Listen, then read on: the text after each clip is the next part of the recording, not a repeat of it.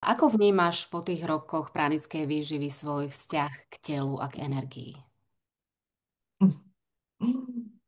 Milujem svoje telo a uvedomujem si, že som viac energie ako hmota. A to je vlastne absolútne základný stav bytia, lebo tá energia je tak silná a tá moja pulzácia toho života je tak prenikáva každý moment, že ja sa viac vnímam ako energetická bytosť, ako fyzická, napriek tomu, že nesiem telo. A možno aj toto je tá zmena stavu toho vedomia. Lebo okrem toho, že kvantová fyzika už dávno dokázala, že sme viac ako 99,99% prázdna energia, tak ja ju skutočne prežívam. A skutočne si uvedomujem každým dňom a každou chvíľkou, ktorú žijem, každou emóciou, každou myšlienkou, ako veľmi rýchlo prebieha manifestácia vlastne aj v mojom živote. Aj v ľudí, ktorí takto vnímajú samých seba. Že sme viac energetické bytosti, alebo nie, že viac, ale že sme energetické bytosti a môžeme s touto energiou vedomo pracovať. A to je vlastne aj to moje poslanie. Ja nie som učiteľka, nie som ani sprievodkyňa. Mne pri prechode na pranickú výživu padli všetky identity a niekoľkokrát som sa zrodila z popola ako Fénix.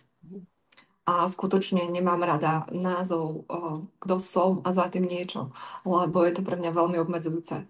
Ja rada žijem ten život skutočne v tom flow a sprevádzam ľudí tým, čo cítim, že dokáže pomôcť ďalším a žijem iba vlastnou skúsenosťou.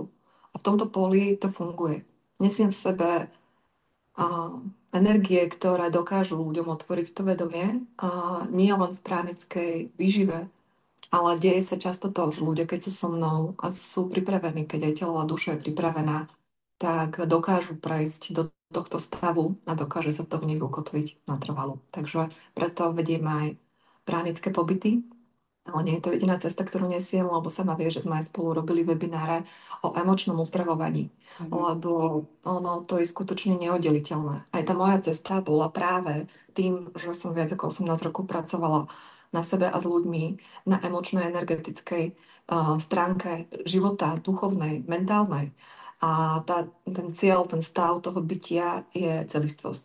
Takže skôr to nazývam ako celiteľstvo, a ľudia tomu hovoria na pobytoch, že je to taký kompletný servis pre ľudí často, lebo tam sa zaoberáme skutočne všetkými zložkami nášho ja. A nielen, že my sa zaoberáme, ale tá energia to prirodzene vyživuje, náplňa a otvára tým vedomím všetky témy, ktoré sú uzavreté, ktoré sú v tých nízkych frekvenciách, tak ten proces potrebuje byť harmonický. Takže nie je to o tele, nie je to o nejedení, ale je to prirodzený stav a následok zacelenia vlastne a posunu vedomia do tej slobody, do toho prázdna.